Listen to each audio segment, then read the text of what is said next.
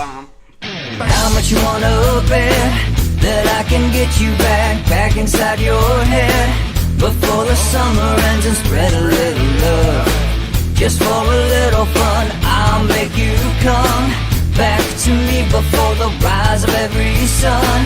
Baby, it's meant to be, I know you got a man, but he don't understand. You're gonna be a heartbreaker, you're such a love taker. So just suck me in and you can toss me like a cigarette, 'cause I just wanna be a bad habit, yeah.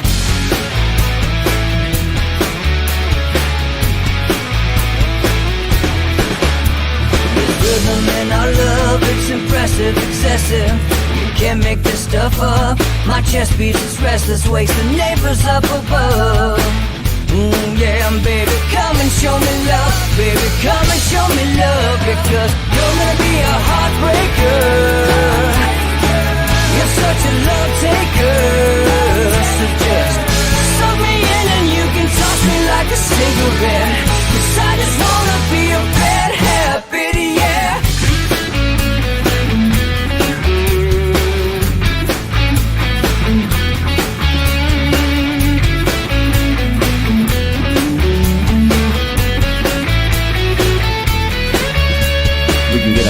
Take a one-way ride, steal us away to find a place we can hide. It wouldn't take much to disappear for a night, just to give in to the need and leave it all behind. 'Cause I know that you know that I know that you want me. You told me, now show me, come blow me away. 'Cause I know that you know that I know that you want me. You told me, now show me, come blow me away. You're gonna be a heartbreaker, you're such a love taker.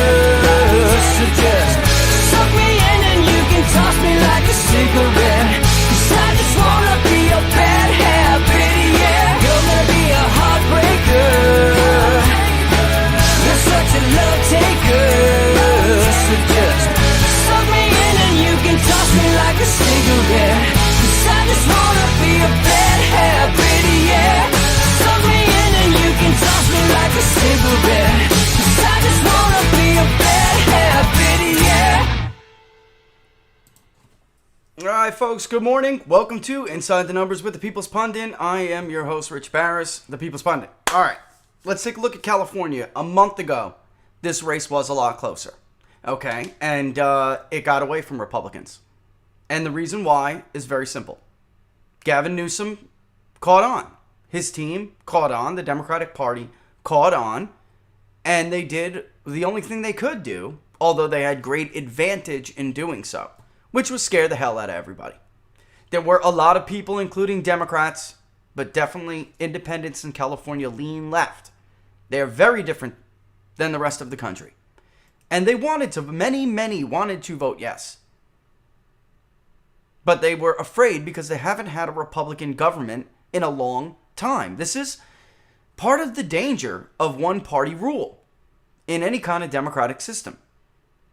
They start to implement structural advantages that benefit them, and there isn't a media that delivers information to people in any kind of an objective way possible. And what we saw was a limousine liberal media, or actually, I heard the term the other day and it reminded me, and I like it better. I like it a lot better, actually. It's liberal clandestine racism. To paint a black man as racist. Larry Elder outperformed all of his polls. And the commentary I see this morning, well, Larry Elder wasn't a good candidate. Larry Elder is one man. He cannot come in after 4 decades of immigration, education, and migration and save everybody from their poor decisions or lack of ability to fight over 4 decades. California is a long-term problem for Republicans, and for now, it should serve as a cautionary tale. When you're too cowardly to do anything about long-term plans because you're afraid to be called a racist, or you're afraid to be dubbed this or that, then you lose. When you play defense and you retreat to the southern corner of your state and try to defend a few districts in a few counties, you lose. Because in politics, being on the defense is the same thing as being a loser. And that is what California should be, a lesson to everybody. San Diego, right? You would never think of this many, many years ago. San Diego, 58.6% to keep Gavin Newsom, 41.4%. The last Republican bastion of California, Orange County, 52.6%, keep him. 47.4%, remove him. I could go on and on and on. But while Republicans were too busy trying to save David Valladio in the same damn districts every year, it's the same thing, they're incapable of looking at some of the very interesting results here. Merced is 50-50 right now. Merced. Joe Biden won it by 11 percentage points. Costa won that area of the district in California 16 by a much larger one. And we're going to talk about how these kinds of anomalies happen. There's nothing wrong. There's nothing untoward went on here. This is the vote. Do Democrats cheat? Of course they cheat. I'm not going to play this game, but you don't. That's not what explains this kind of margin. Republicans lost this race. It got away from them when it was a close race. Some of these voters needed their hands to be held. They haven't voted for a Republican in a long time. They don't even know who the Republican Party is. Massive identity crisis in large swaths of territory in the state. Other part, by the way, of that specific district. Keep him, 49.8. Throw him out, 50.2. Fresno, Biden +8. These are areas, again, Costa won by a large margin. California 16, and if you're a watcher of the show, you probably won't be surprised by this. California 16 is a silver lining in this vote. And how could this be, considering how democratic, or really, how democratic the voting behavior has been recently? Look at the exits. One thing jumped out at me. Latino men and white men voted at the same damn margin. The closest voting the closest voting patterns were between white men and Latino men. 47% and 48%, or 48 and 47 respectively, voted to get rid of him. Voted yes. Whereas 53% and 52% and 53% voted to keep him. The most similar voting pattern is between white men and Latino men. The difference between Hispanic men and women is really incredible here. Latino men is 12% of the electorate. Latino women are 13% of the electorate. Latino women, only 38% voted to remove Gavin Newsom. 62% voted to keep him. That's a big difference between Latino men who look like white men in their voting behavior. But they lost control. Republicans lost control here of two incredibly important voting blocks. And that was whites and Hispanics, yes. But they should have won both white men and Latino men. Based on the polling we did, they absolutely, in 4 weeks, those people changed their mind. It's not that we had a whole bunch of people decide one way a month ago and, I'm undecided. I don't know. That's not what happened here. People who don't typically vote Republican were going to vote yes. And they changed their mind. It doesn't... Okay, so what I'm trying to say nicely here is there's always a blame game the day after. And it's typically the usual suspects. The candidate that, was put forward. Larry Elder jumped in this thing at the last minute, damn near, and still won almost half of every vote, half of the entire vote of those who did choose a ballot selection afterwards. Kevin stayed in the race. He took 9% of the Republican vote, which means Republicans easily would have won over a majority among those who voted yes. I mean, Larry Elder's sitting at almost 2.4 million votes out of that entire amount. He won every single county except for San Francisco, which Kevin Paffrath won, and he barely won it. Now, there will be, and again, I got to tell you this as always. Hold on, I'll routinely need a Powerade throughout this. After you've been through what I've been through, your voice gives up. Okay, San Francisco. That's right. That's it. That's the one county that Larry Elder so far is not leading in. And some of these are big. What about those counties we talked about before that surprised me? Merced, sitting at 50-50 right now. After Biden handily carried Merced, so did Jim Costa. Larry Elder's winning 57.2% of the vote, Merced. What about Fresno? Once upon a time Republican, then got away from them. Joe Biden won it by 7 or 8 points. Yet Fresno is slightly removed at this point. What about that? 58.4%, Larry Elder. So, this idea Larry Elder is somehow to blame is just totally ridiculous. He didn't give any wrong answer in some interview. That's not what they came after him. They dug up ridiculous accusations that he was coked up and put guns in the face of his ex-girlfriend.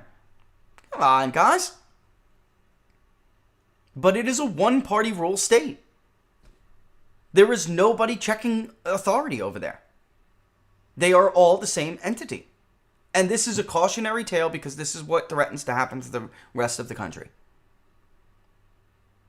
A one-party system. You know what else has one-party systems? Communist states. There's one party in communist states.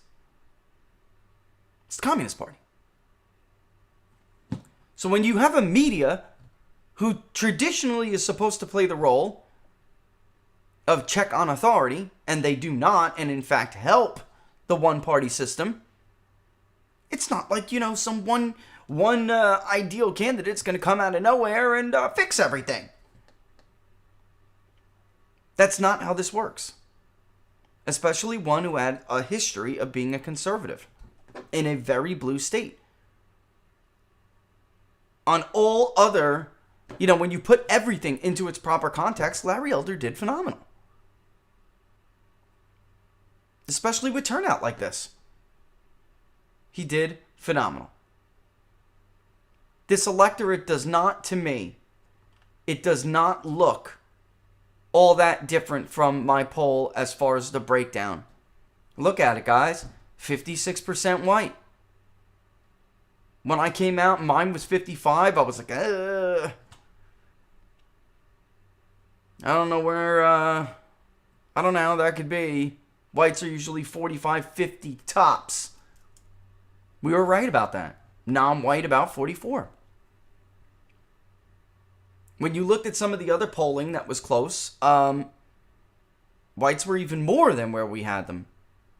In the end, these people changed their mind.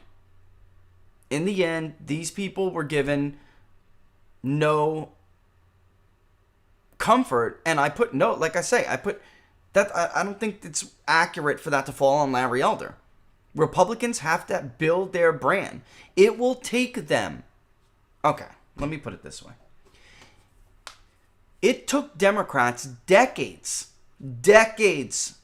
to reap the benefits of immigration, migration, and education. It will take, I hate to tell you, for those of you who are looking for some like silver bullet, magic juju, it will take a similar long-term realignment. The problem with California, though, and you guys know this if you watch the show, they've lost. their labor base to about 5-8 other states. So this is why we see the voting, for instance, with white votes. It's not as cut and dry. Well, we can get white votes to 55 this time, and yes, but then you still have to win it by a clear-cut margin. And I think Spencer at Emerson College probably did catch that shy away at the end. And based on the same thing with his polling too, there's no way there was not enough undecideds left. People who wanted to vote yes did not in the end. Many who wanted to did not. And I'm not making any other, I'm not sure there is someone to blame for that if you're a Republican and you're looking for somebody to blame. You have to acknowledge immigration over 40 years turned what used to be a very red state, the land of Reagan and Nixon, into a very blue state. But it's not just that. That education component, again, this should be a cautionary tale for everybody. Because that's what they want to do using the education component of what we have always talked about. It won't be enough just to convince a few more minorities. Because they want the white vote nationally, as liberal as it is in California. And if you're looking for somebody to blame, this is no one person's burden to bear here. Cross to carry, whatever. This occurred over years and years and years and years, while Republicans did nothing. They did nothing. They dominated the education system. They dominated, the industry. They dictated what industry would go there, what industry would not. And as you know, economics is politics. And they did not, they did nothing over years and years and years and years of immigration that was not, approved by vote. They just allowed it. And that's what happens in the long term. Now, again, there is, I see what I always see, which is, Orange County may not be reliable for Republicans anymore going forward. So they need to look for other spots to do it. But they have been slow to understand this. They have been extremely slow. Democrats are not. Democrats see changes in certain areas, in certain metro areas. They do everything they can to exacerbate it.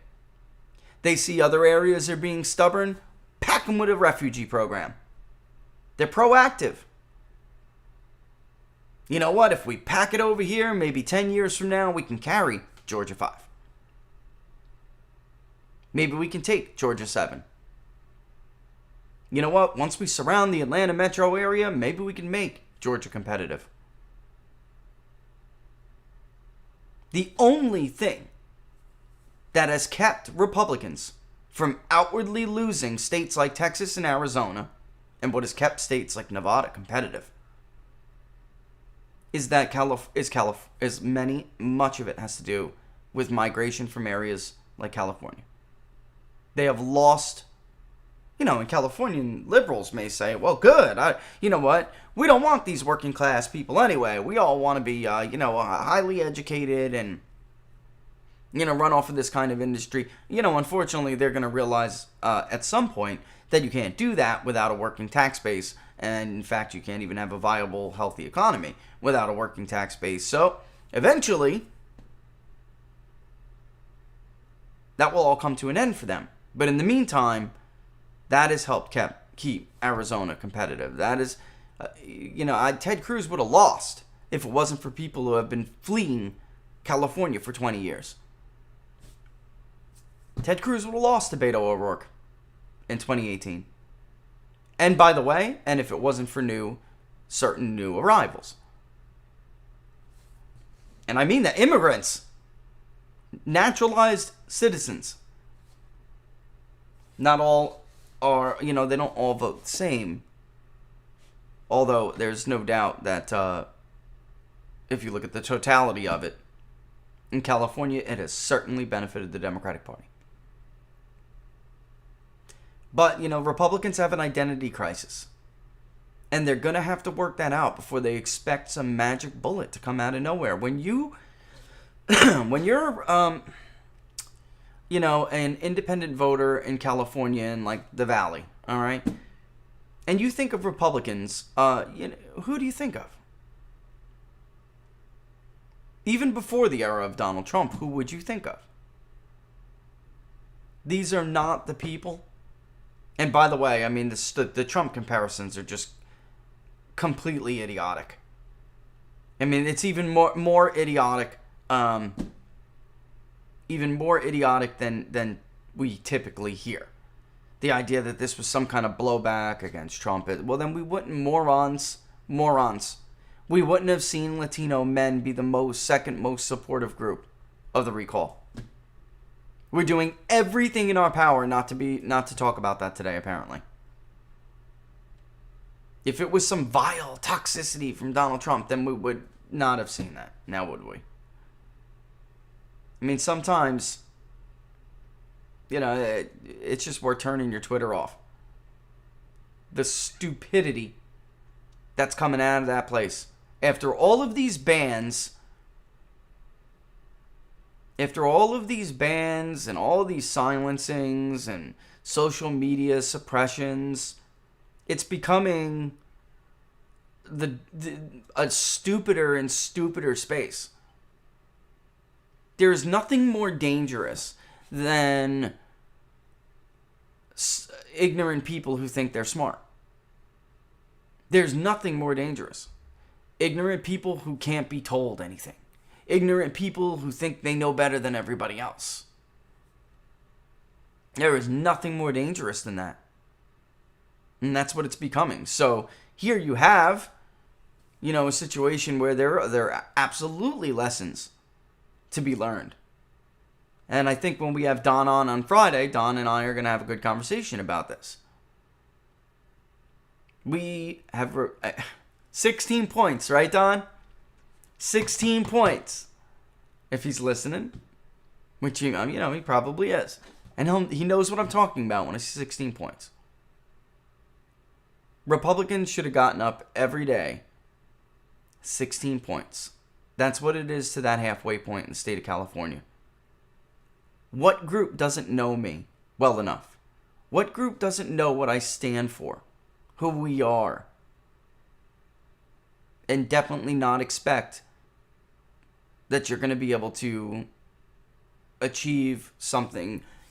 Could it have happened? Yes, it could have happened. But there are structural and social advantages that make it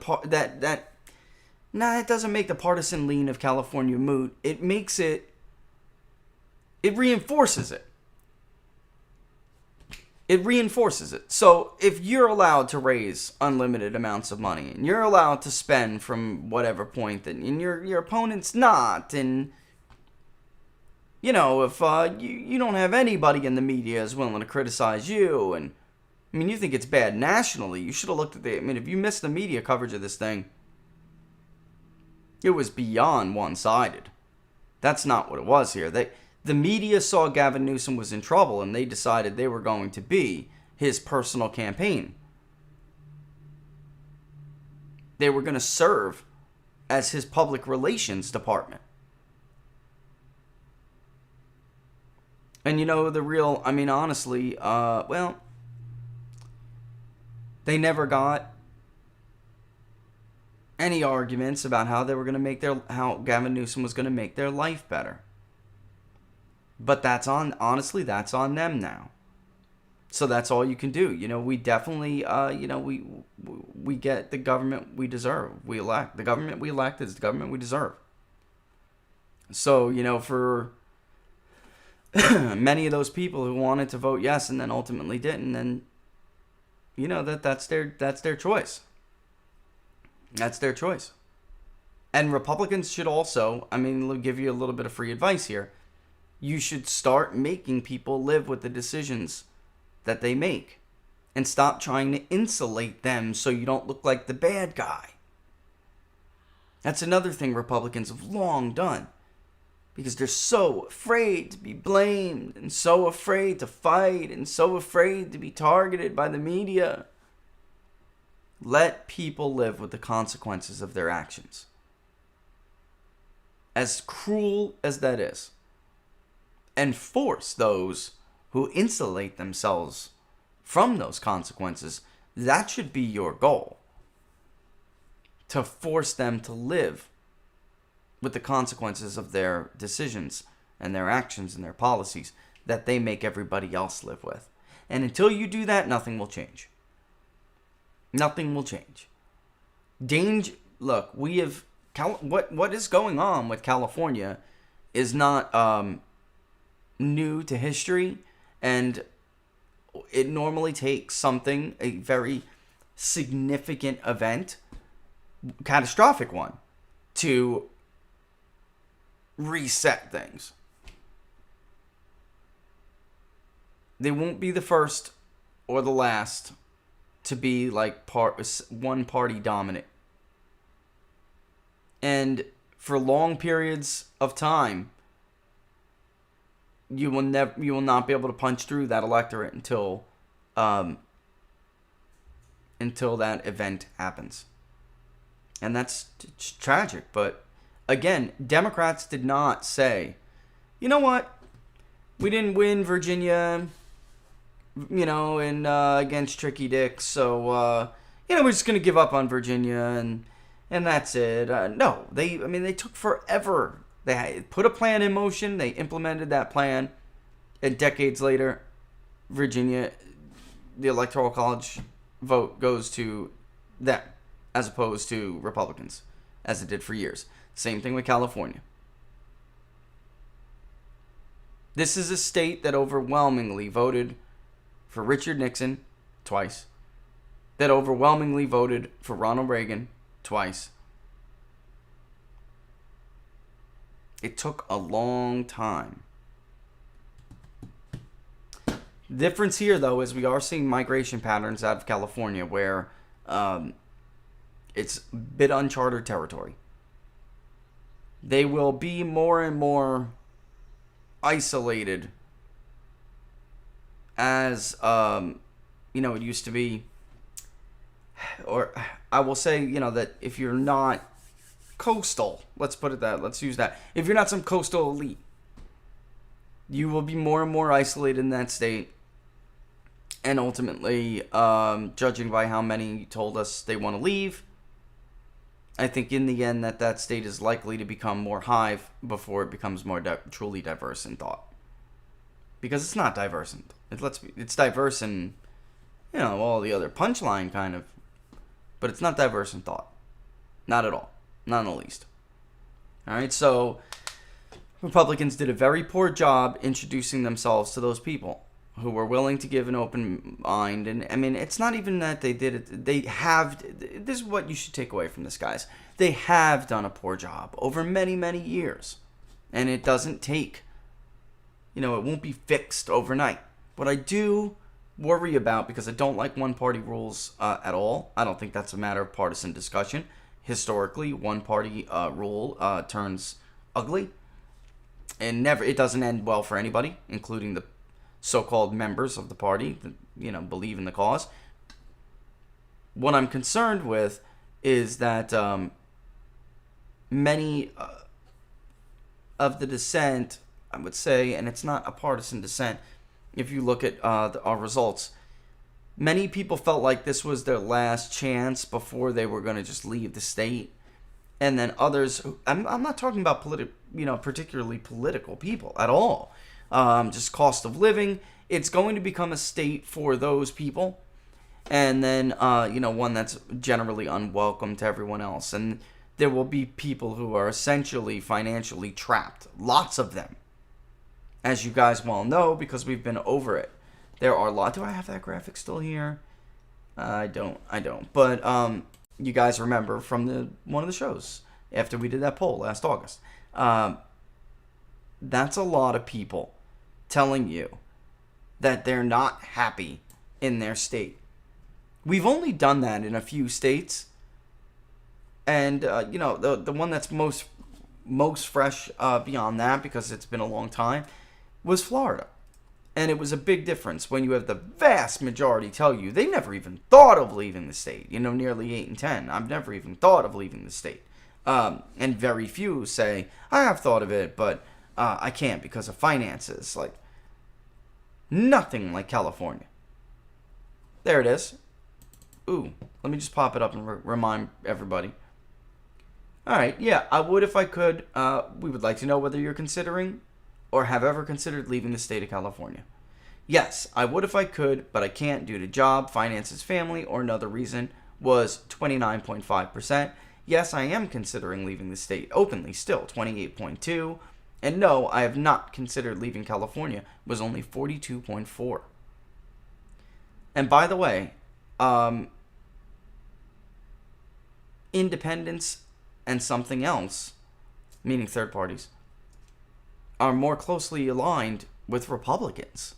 So if you're looking for some kind of partisan jump, because it is true that, yes, I am considering leaving the state, 41% of Republicans told us that. 30.4% of independents told us that. And another 26% of something else told us that. But only 18% of Democrats said the same. Yes, I would if I could, but I can't due to jobs, finances, family, or another reason. 33.6% of Republicans said that. 33.1% of third-party voters said that. 34.1% of independent voters said that. Only 23.8% of Democrats said that.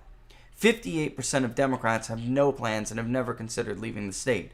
That's only true of 25.5% of Republicans and 35.5% of independents. So you see what the danger here is that and again, I'm sure that there would be some Democrats who would say, you know what, that's great, fine, get rid of them, we don't need them. Well, you do need them.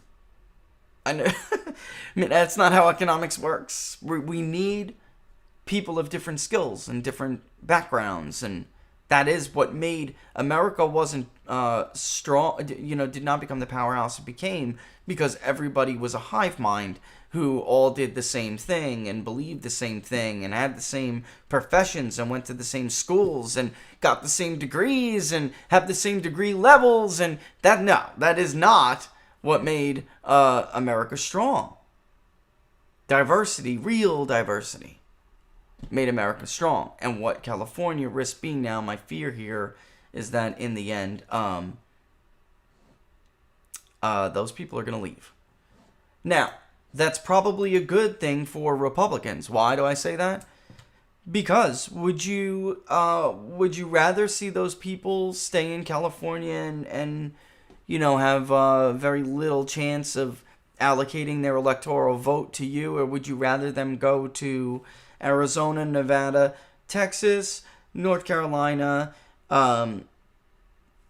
Michigan, Wisconsin, Pennsylvania, even Ohio and Iowa are pretty safe as long as Republicans stick the root of Donald Trump. So will Florida be if they stick the root of Donald Trump. If they don't, they'll lose it. Barack Obama carried Iowa twice. You go back to the Mitt Romney days, you'll lose Iowa. Hand to God. Hand to God. You'll get beat in the Buckeye State by 2 to 3 points again. Hand to God. You may even lose Florida by 65,000 votes, just like Willard. Hand to God. You stick on the course that attracted all those Hispanic men to your cause in California, and that's a very different story. So which one, I ask you, would Republicans rather have? You could always forever keep reaching out to people, but wouldn't you rather see those men pick up their families and go to Nevada, Clark County, Washoe County, even?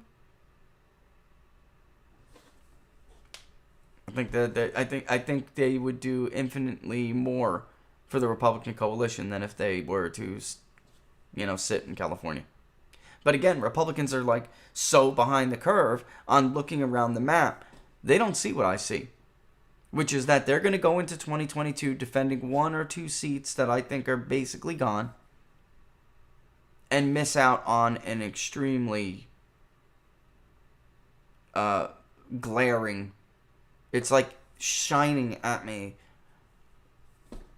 like like I was gonna say a red light district, but it's flashing at me like a crosswalk sign. Okay, how about that? Or like the railroad tracks. Yeah, that's better. Railroad.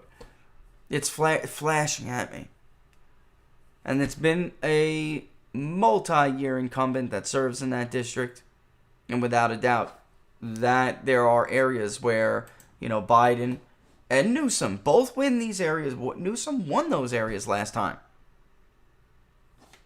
He did do good in Ventura, for instance. That was one of those areas. 59.5 to keep, remain 40.5 to get rid of them. Again, that's an area where a month ago there were a lot of people giving a lot of thought to voting yes. And in the end, they didn't make the close. Because it could have been closer. It could have been closer. But, the woulda, shoulda, coulda kind of thing is, I think, less relevant than the advantage that one-party systems have over any challenger. Or any, the Republicans should have mounted a fight a long time ago.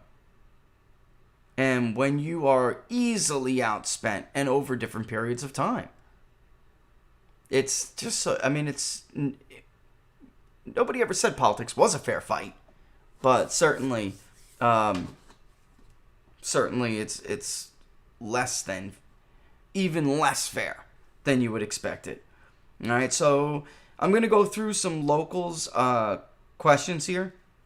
As you locals guys know, we're not, I would rather, save it to make sure that we can do a full one on Friday. I'm like 85%, guys. 85, 90%. But I still don't want to. Yeah.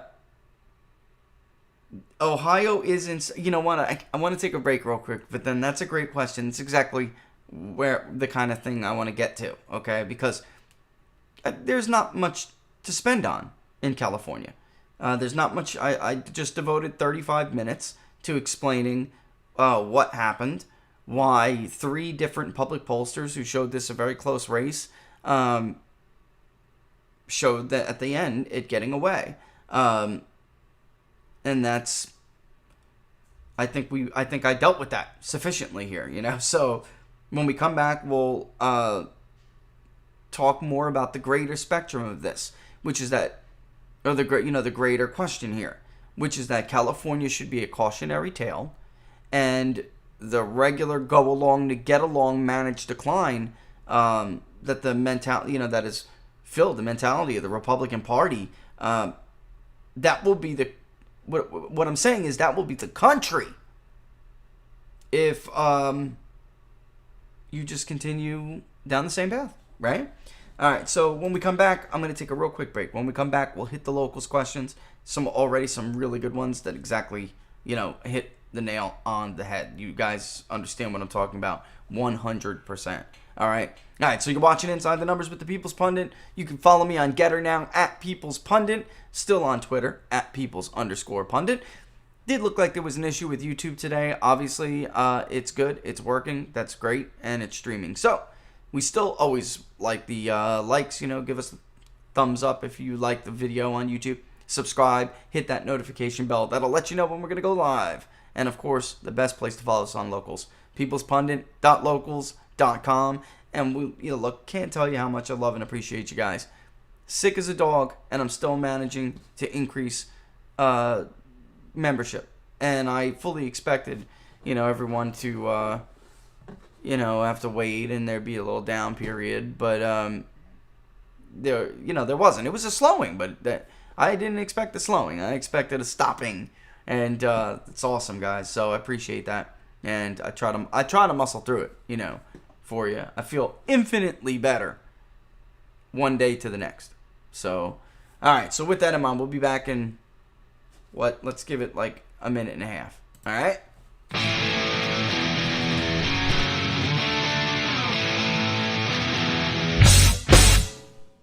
How much you wanna bet that I can get you back inside your head before the summer ends and spread a little love.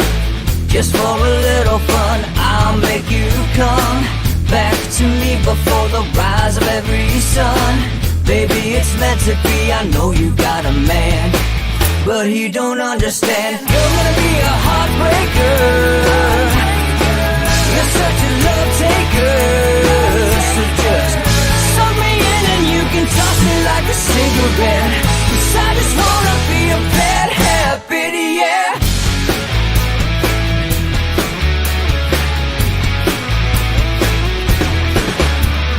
Rhythm in our love, it's impressive, excessive.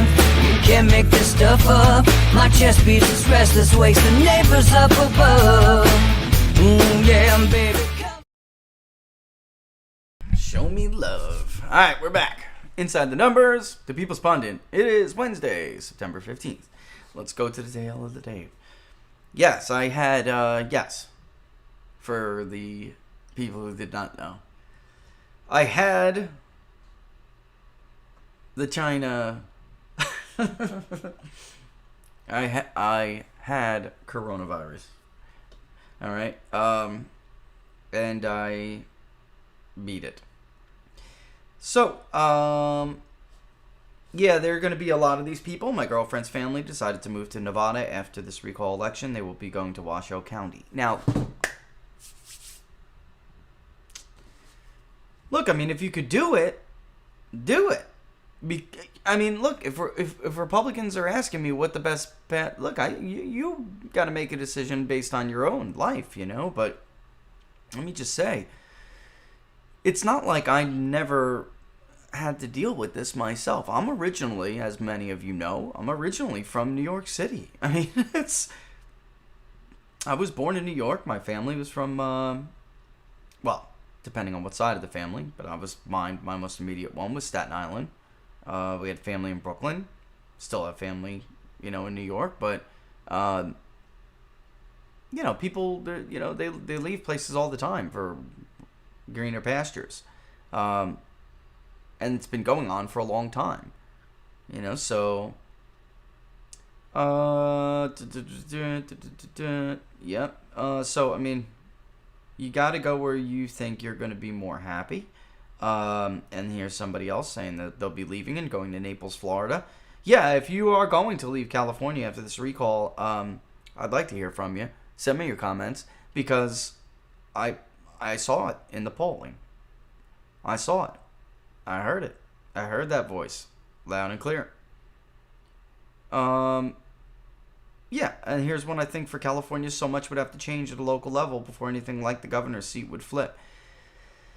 The bottom line is a local would certainly help, but it is more than that. It really is. I mean, they are foreign to many of these voters. The Republican Party is foreign. They just don't know who they are, and the only thing they know of them is what they've been told by the LA Times and Sacramento whatever, and the media.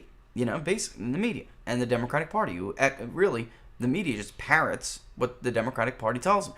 Something very concerning to me, and it's true no matter what party it is, something very concerning to me about single party rule. I didn't like it after 9/11. After 9/11, I was concerned about, in case you guys don't remember, but Republicans actually bucked the historical trend and did better in the first term incumbent midterm. And it worried me, because who the hell was going to look after these people? Who was going to check these people? They just do whatever they want. And often you'll see is the case, one party rules, they don't follow their own. And so now Gavin Newsom didn't follow his own rule, his own measures and what he supposedly believes in, what he supposedly stood for, and neither did George W. Bush and the Bush era Republican Party. So I actually see a lot of people who are going to leave, which which is incredible. And it is up to, like Rick Perry, for instance. Because how can Republicans encourage people to leave California and go to states like Arizona, Nevada, Texas, Georgia, etc.? If you take the industry, the people will come with you, all right?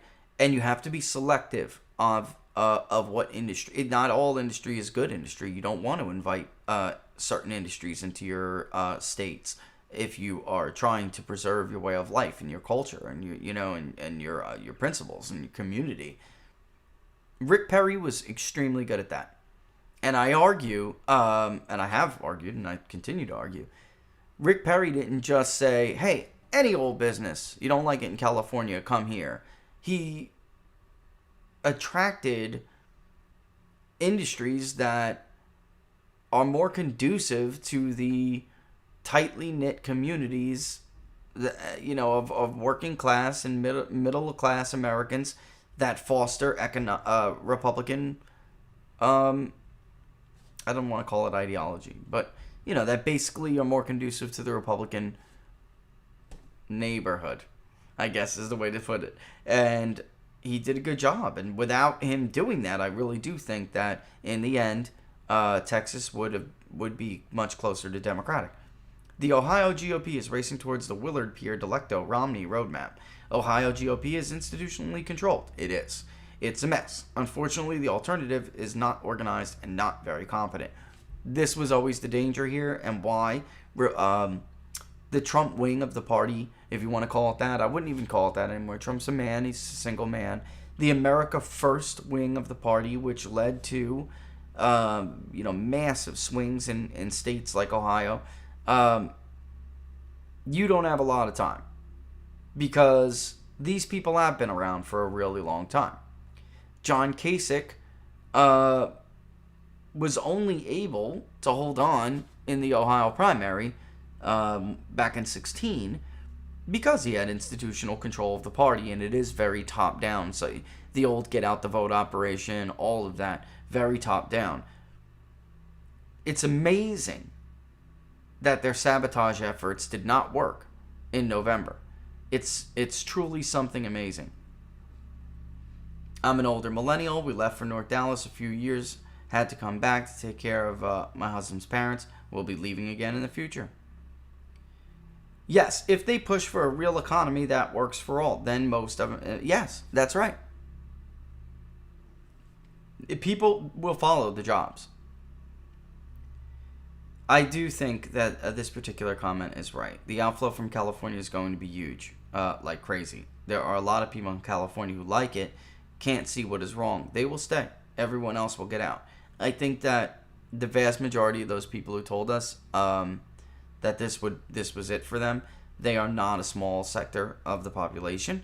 And California has experienced, regardless all of the spin and twisting of statistics that you will see people do in the media, California has only experienced any growth at all in population because of foreign immigration.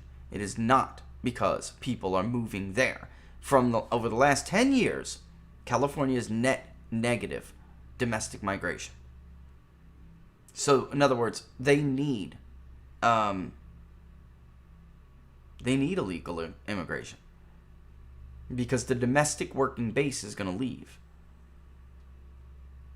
Yeah, I think, and there's a lot of, are you listening right now? I'm getting a text message from somebody, but a lot of fault is being, thrown from people behind the scenes.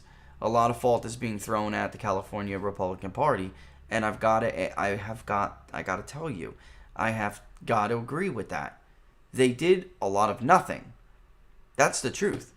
And they did a lot of what they've been doing for many years, which is nothing. Nothing. They like to blame immigration solely, and I mean, certainly there's a lot on there, we talk about it too. It's immigration, migration, education. But fact of the matter is, Republicans in Florida have not, allowed that to just be, the rallying cry of the defeatist. Even in Texas, I just mentioned Rick Perry. Him and others were amazing at introducing themselves to the, Mexican population that was, in southern Texas. And if it was not because of the education component, turning whites more liberal, if it was not for some of those early efforts, I wonder if Trump would have been able to reach as many as he did. Because folks, they prevented Texas.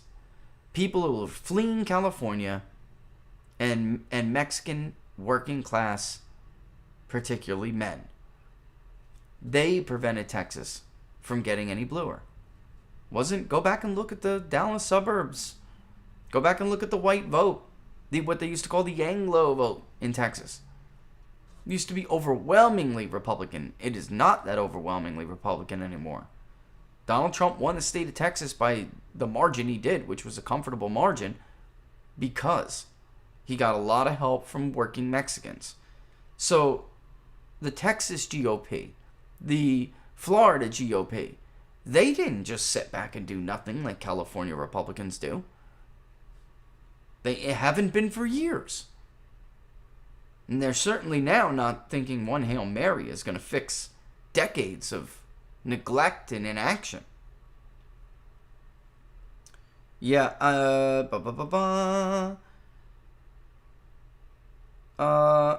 let's see. I will check out JD Vance's sidebar. Is that a new one?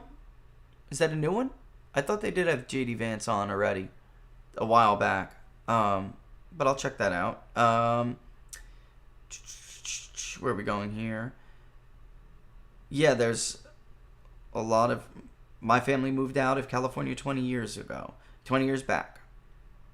And yeah, from 2000 to 2010, I would say that there was something to the argument of... Because we've looked at this multiple times. And I did a really cool study on it many years ago.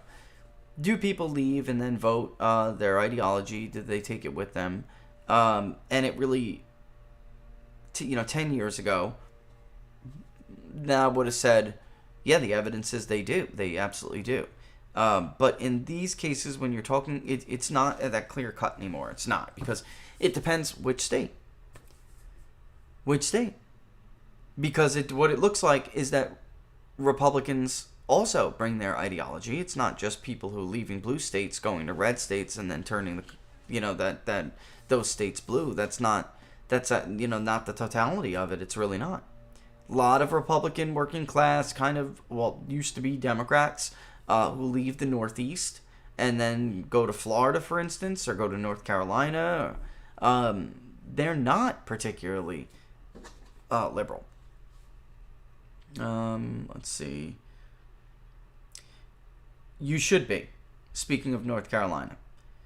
I'm terrified what North Carolina will look like 5 to 10 years after Apple sets up shop. You absolutely should be. Apple is a political move. It's not an economic move. By the way, Cooper. They love him. The media loves Cooper. They hate Ron DeSantis. Well, under Ron DeSantis, I could get a COVID test and its results within a day or two. Not here. Under Ron DeSantis, you could get monoclonal antibody treatment from everybody. Not here. So I think they should worry about themselves more than they worry about Ron DeSantis. That crap is everywhere. You could go to your primary care physician. You could go to the urgent care center up the road. From our house in Gainesville, in a 3-mile radius, there was like 2 places to get it. Even if you're not a patient with them. Here, get it. And forget about veterans. An issue I see is that a lot of people in California that are liberal that I talk to live in these very nice areas and don't realize the problems are eventually going to metastasize to their areas too, unless they change who they vote for. They don't like seeing the trash and homelessness, but they don't realize they feed into it by continuing to vote for Democrats. This goes to what I was saying before. So, and it's not, we're using California as an example, but this is true of anything. Almost nothing will change unless you get these people to live with the consequences of their actions. You can't allow them to isolate themselves from the homelessness and the crime. I mean, Nancy Pelosi doesn't have to deal with that. The people who vote for Nancy Pelosi, they don't have to deal with that. Until they have to deal with it, they're never going to see the impact of it. And that is the real danger of like two tiers, or two or more, tiers of citizenship. That's why we're supposed to be opposed to that kind of inequality, real inequality. But so many people not only seem to not really oppose it, they cheer it. They applaud it. Different applications of the law for one group of people, different group of application of the law to another group of people. Hell, people have been cheering that for the last 5 years.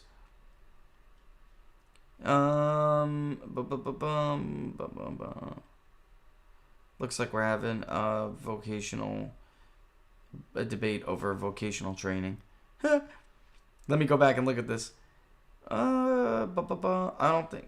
Somebody says, we're staying. Gonna build a bunker and put up a wall. Yeah, but you gotta get those taxes, though. You're gonna get hit with those taxes and that gas. I mean,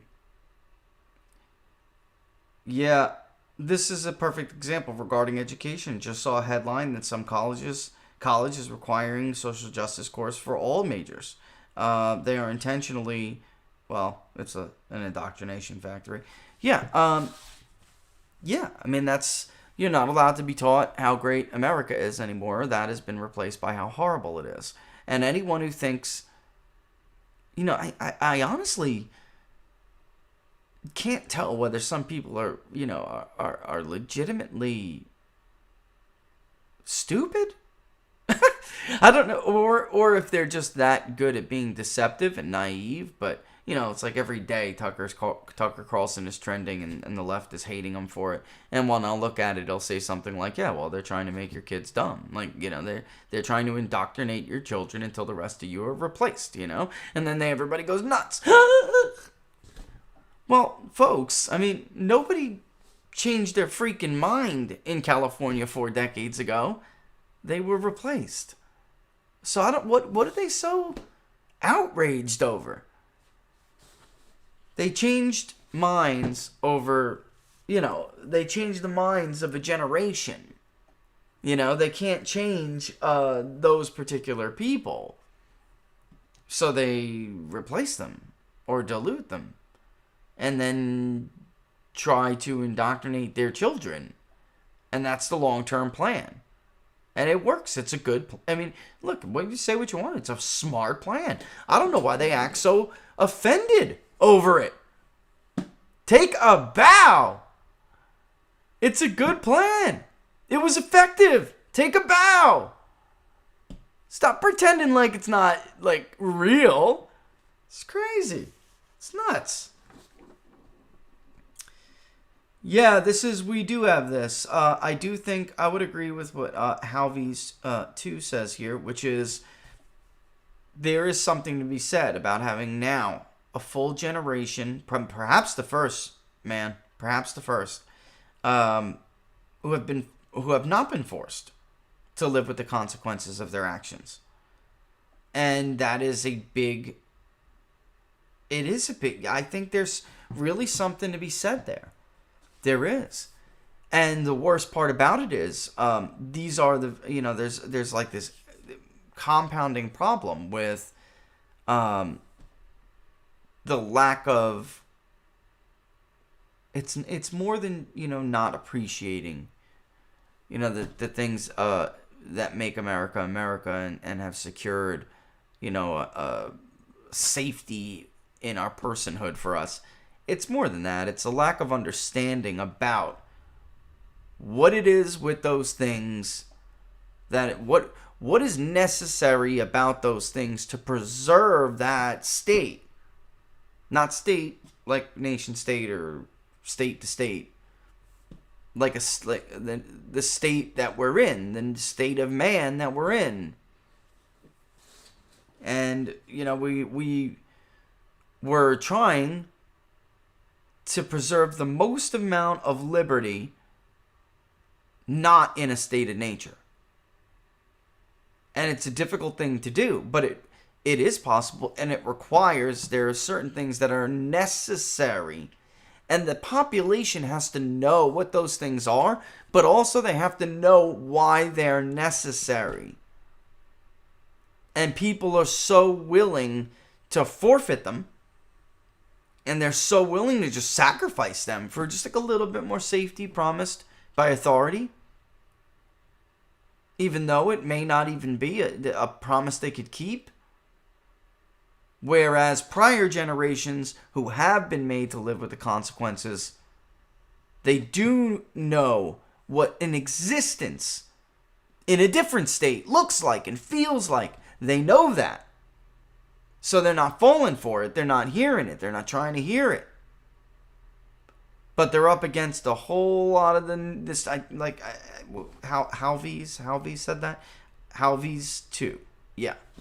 I think that's a profound comment, because what does that mean then? What does it mean to have this giant chunk of the population?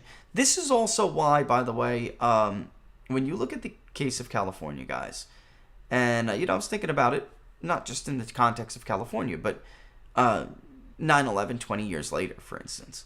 That this is a generation who has essentially been, they are forgotten to consequence. Consequence when you don't have the liberties that we have, or the will or will to fight for them, or desire to even learn about them.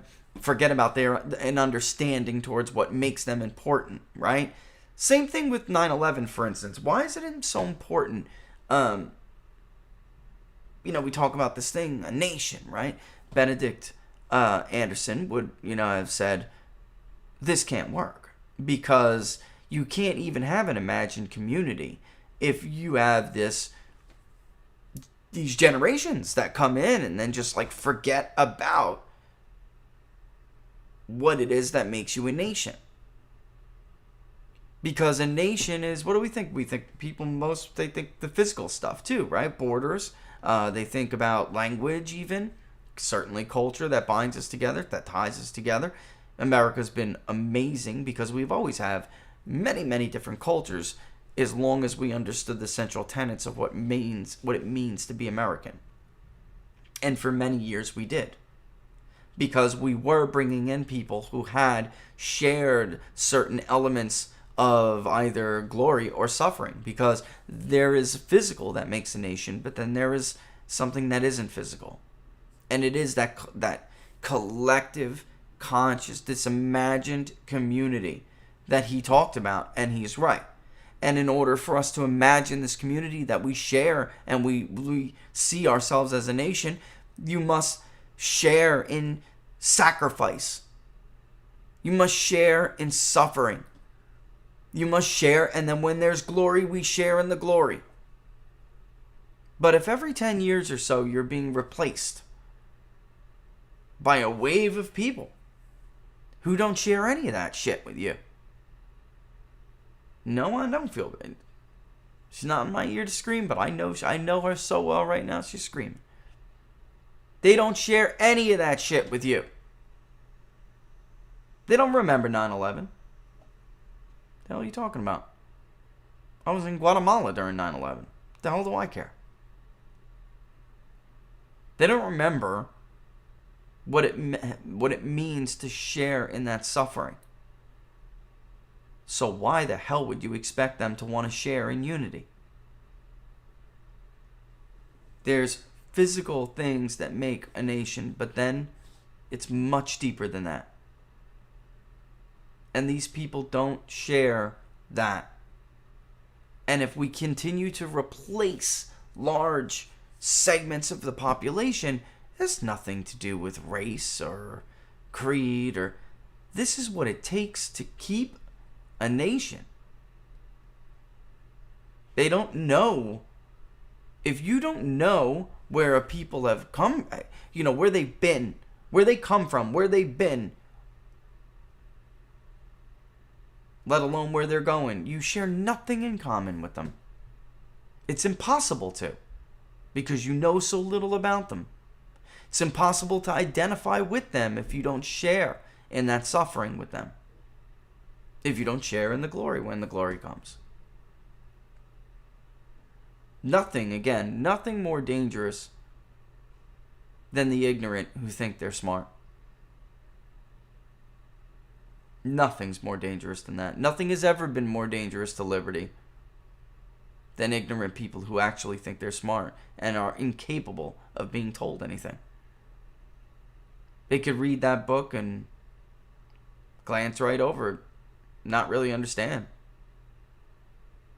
and yet walk away thinking they're an expert in nationalism. Nationalism's not a dirty word. They just needed to make it a dirty word. So all of this that we've been talking about for the last hour and 10 minutes can happen. The truth is, it's not going to work. And is there an identity? I think California was a unique way to pull that off too, because in many ways, if you look at the history of California all the way from the 1800s, the Rushes, California took on the culture of its whoever was settling it there last, and of course every place did that. It's just that a lot of the other places in the country they have an older, more deeply rooted history, and that's not true of California. So it makes it a lot easier. It would make it a lot easier to pull something off like this, as opposed to even somewhere like Virginia, which had a lot deeper history. Florida, the oldest city in the country. Much different. Much different. Much more difficult. It's almost like no surprise to me why Floridians are much more serious and prideful about being Floridian. I am from Florida, and I am proud. You just don't get that in a lot of other places anymore.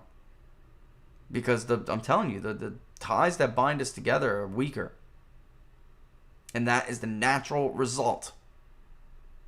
And I don't know, if you are the left and you identified in the 20th century, like as Tom Narn did, for instance, the Mr. Marx school, Mr. Leftist school, the heir to Mr. Marx himself, the intellectual heir to Mr. Marx himself, and you declared that nationalism is the great defeater of leftism in the 20th century, and that we can never really achieve our ideological goals so long as nationalism exists. It's too powerful. We need to smear it, and we need to weaken the ties that bind the nation. I don't understand why you would be so upset when somebody brings up the word replacement, like Tucker does. I don't know why you'd be so upset. You should be taking a bow. You outlined it. So why are you now? Are you ashamed to take credit for your accomplishment? Why? I don't understand. I don't understand. What is there to be ashamed of if there's nothing If it doesn't exist, if like, if it's just a dirty word to bring up, like nationalism too. So now replacement's a dirty word. I mean, it's really crafty to just label whole words dirty, so then people can't talk about them. But instead of getting insulted, I frankly can't understand for the life of me why they don't throw it around every chance they get. What do they say? What are they so ashamed of? This is what they said they needed to do. They did it successfully. They should be happy. Taking credit, running victory laps. Not pretending as if it didn't happen. It doesn't exist. It's not real. Well, there's only one explanation for that, folks, and that's because they're not done. They're not done. They will come out and laughingly admit it after they think they got the last piece on the board. And it's checkmate. It's over. Until then, they'll play outrage like they're doing now, instead of taking credit for what they deserve to take credit for. It's a good plan. I mean, they identified their problem and they went at it. They went at it. All right, let's see. Let's run a little bit more here. Locals, I got something for you. All right. And it's more than that, though, because let me tell you something, guys. They're not going to trust working Hispanics either. So they'll be wanting to replace them, too, with different, in the indoctrination factory. They'll be cranking them out, and eventually they'll be telling Hispanic youth that their working fathers and mothers are backward idiots, too. They'll be doing that, too. They're just... And by the way, black communities will be completely tossed to the side. I'm sorry, you're just not a growing community. You won't be where the attention goes, because you're expendable. Your population has failed to expand, and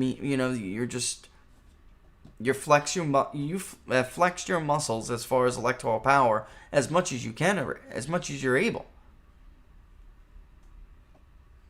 I don't know, maybe you abort too many babies, or I don't know, you just haven't grown.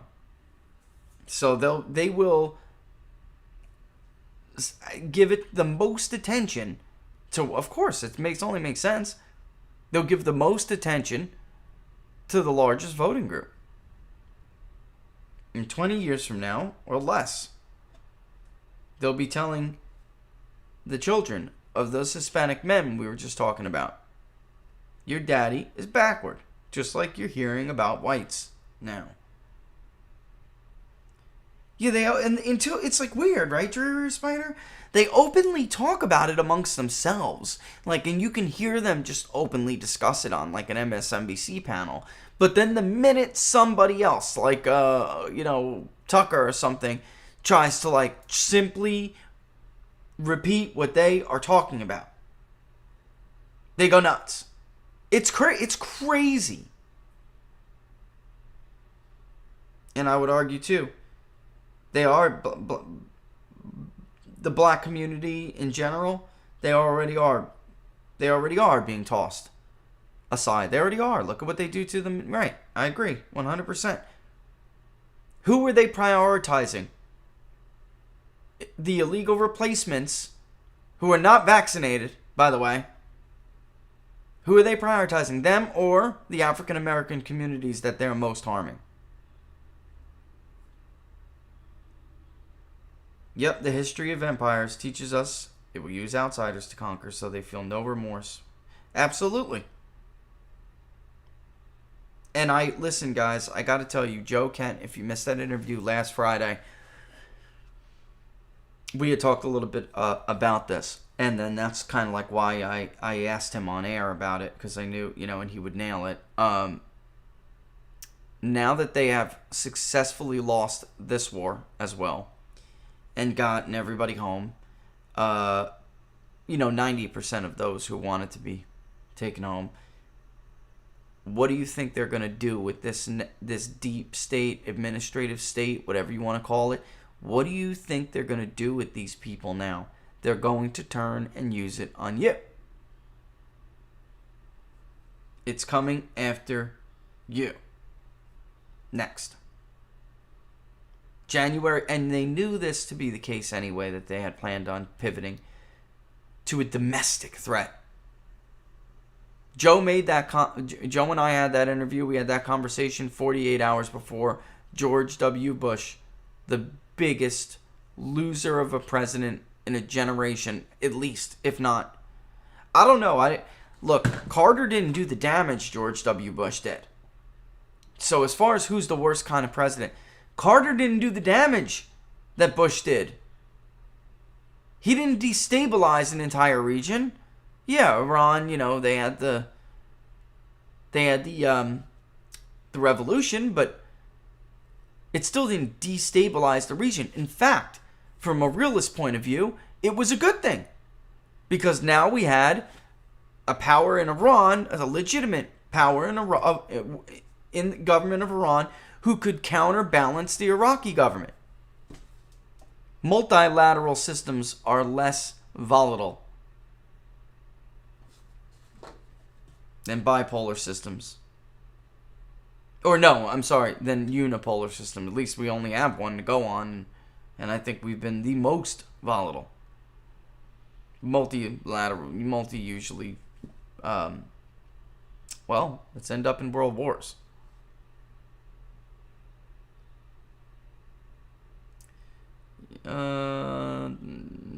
Yeah. He's a scumbag.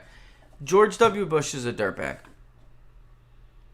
I am not at all ashamed for, after 9/11, like many others wanting to volunteer to join the armed services. No shame there. Like I told other veterans, we had this conversation. There's nothing for you to feel ashamed over. You did your job, then that's it. That's all you can do. But George Bush is the very typical scumbag, and the only thing that I look back on is that I just wish he wasn't my commander-in-chief, because he is such a piece of trash that I wish I had a better, more honorable man as a commander-in-chief for when I was a soldier, although I did not. Alas, I did not. And we had to deal with George W. Bush. And many soldiers, nobody believed that Saddam Hussein helped Osama bin Laden, or Al-Qaeda for that matter. Nobody believed that crap. Everybody knows that. Nobody believes Saddam Hussein had weapons of mass destruction, maybe had some gas left over. But nobody believed he was going to put some dirty bomb, a dirty nuke or something in the subway in New York City. What did we believe? We believed that it was a personal vendetta. That's it. That's what everybody in the military believed. Everyone I served with. Daddy didn't get the job done. Now Junior's going to do it because they tried to kill Daddy. Which isn't even right, of course, but he's a complete and utter. The lack of self-awareness. The lack of self-awareness is incredible. He's a liar and a piece of junk. I'm being as nice as I possibly can be. I like the S word better. There were never... Look, I know there are those who worked for him like Ari Fleischer or I'm not going to go on one of my famous anti-Bush rants, but Ari, there were no WMDs, Ari. Did Colin Powell know, or did he not know, that he was lying when he gave that speech to the United Nations? Were you and the British government not spying on member states at the United Nations because if they didn't go along with Colin Powell's lie, you were going to try to extort and blackmail them? I mean, until you answer either one of those questions, don't try to sell me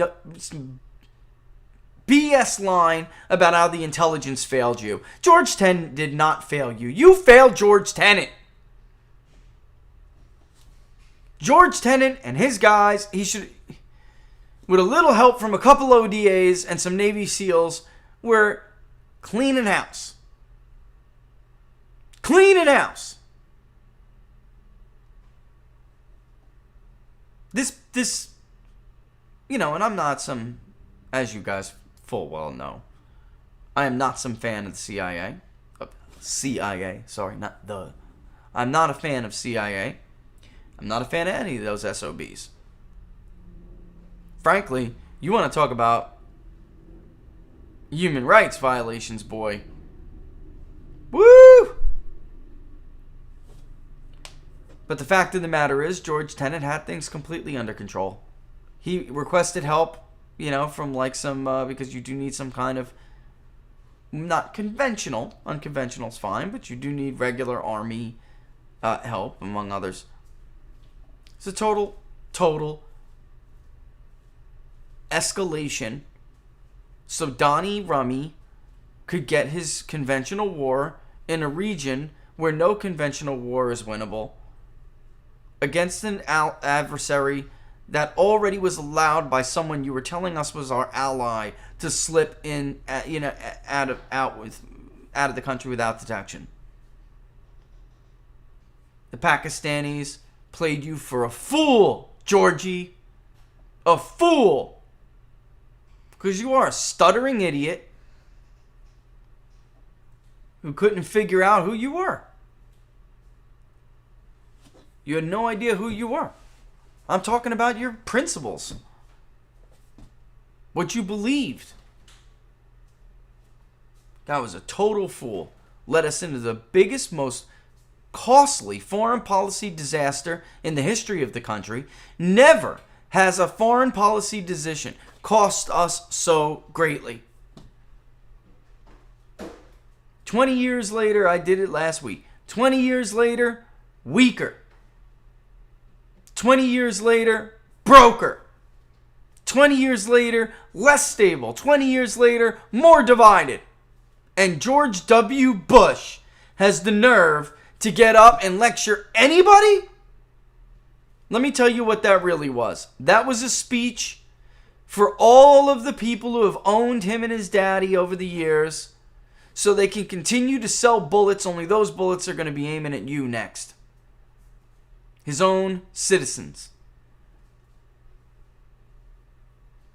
Oh, it's coming. You think I'm being hyperbolic? You better take your head out of your butt. It's coming. You are the new enemy. You are the new enemy. He compared you to Al-Qaeda. You are the new enemy. And so are your neighbors, and your wife, and your children. And anyone else who doesn't want to comply. It's outrageous. 1 second.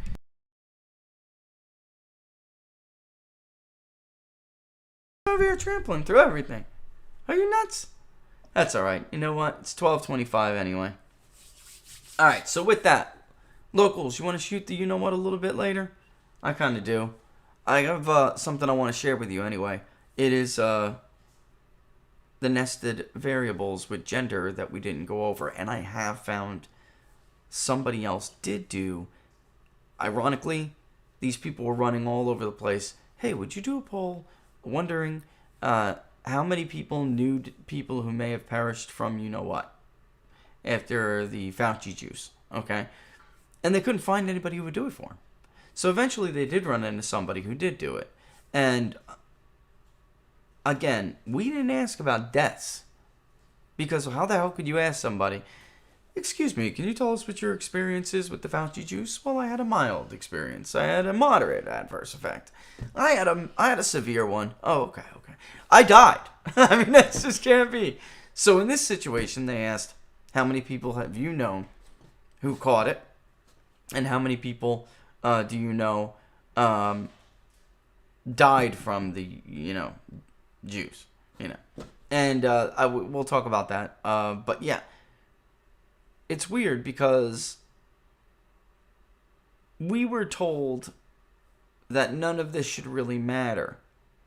I'm talking about the age gender components, and that is just clearly not the case. And somebody else now did it too. I'm chomping at the bit a little bit here to tell you what it says. But it's like our worst fear. It's my worst fear, because we didn't ask about deaths, and they were trying to calculate deaths. This is just crazy. It's just crazy. My son, he's 12 to 15. Right in that category, 12 to 15. No, thank you. No, thank you. You know, Chris, I think in the end, they are, they are, what's to be done about, Chris, I'd like to answer that on locals, because I think that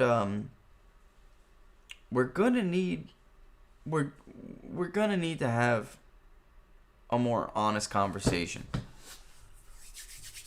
And I don't think I can say what I want to say here. But clearly, things have to be escalated. I think clearly it's not like they're no longer, well, again, I'll wind up sticking my foot in my mouth. Are you going to be around, Chris, if we hold one of these a little bit later today? Because I would remind me to talk about that. Because it's worse than just, they pick a party candidate that they like. They pick the candidate based on the party they like, and, they help that person in their news coverage. No, they potentially kill people. They potentially withhold information that could save people. I mean, it goes both ways. And don't give me this misinformation crap. If they cared about the danger of misinformation, they would not have told Jim Hodgkinson a lie that made him go and mow down Republican lawmakers practicing for a charity baseball game. Okay? Don't give me that crap. Alright, look, 12:27, we'll go ahead and do that. Give me a little bit of time to rest my voice. Alright, if you guys liked the video, hit the thumbs up. Alright, that always helps. And of course, if you liked the video and you're watching on YouTube, then go ahead and subscribe, hit the notification bell. That'll let you know when we're going to go live. You can follow me now on Getter, at People's Pundit on Getter. And you can follow me on Twitter, at People's_Pundit. But the best way, of course, the way you could really not only, follow us and what we're doing here at Locals, definitely better than anywhere else. But, also that's the way you can support us and help us out in what we're doing. And that's peoplespundit.locals.com. We had an enormous month in August, and getting me sick in September.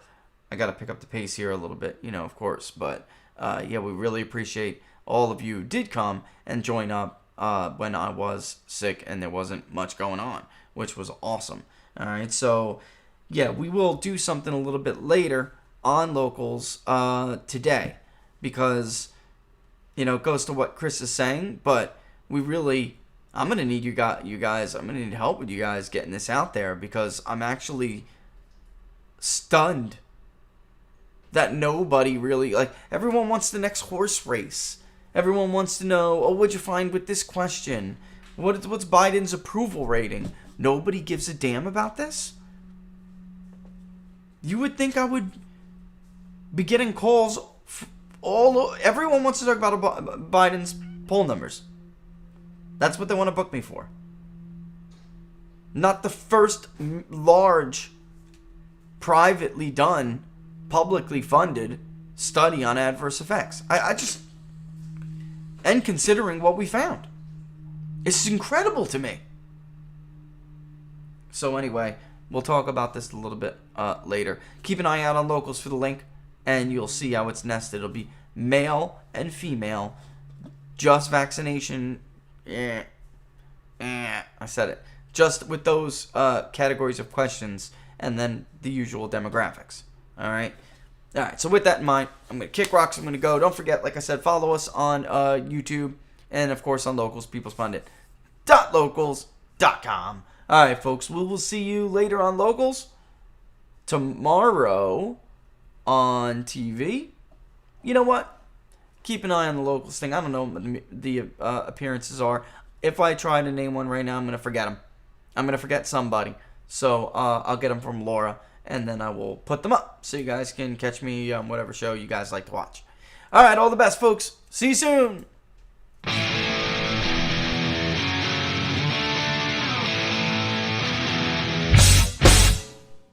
How much you wanna bet that I can get you back inside your head before the summer ends and spread a little love. Just for a little fun, I'll make you come back to me before the rise of every sun. Baby, it's meant to be, I know you got a man, but he don't understand. You're gonna be a heartbreaker, you're such a love taker. So just suck me in and you can toss me like a cigarette, 'cause I just wanna be a bad habit, yeah.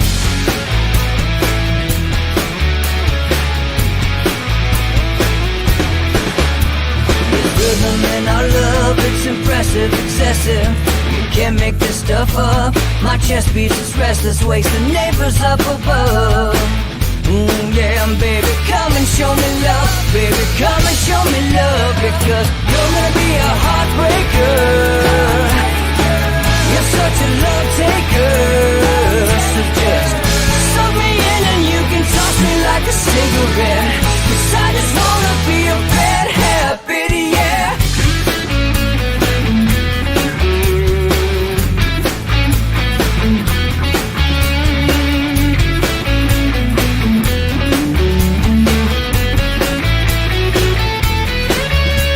We can get on a plane and take a one-way ride, steal us away to find a place we can hide. It wouldn't take much to spear for a night, just to give in to the need and leave it all behind. 'Cause I know that you know that I know that you want me. You told me, now show me, come blow me away. 'Cause I know that you know that I know that you want me. You told me, now show me, come blow me away. You're gonna be a heartbreaker,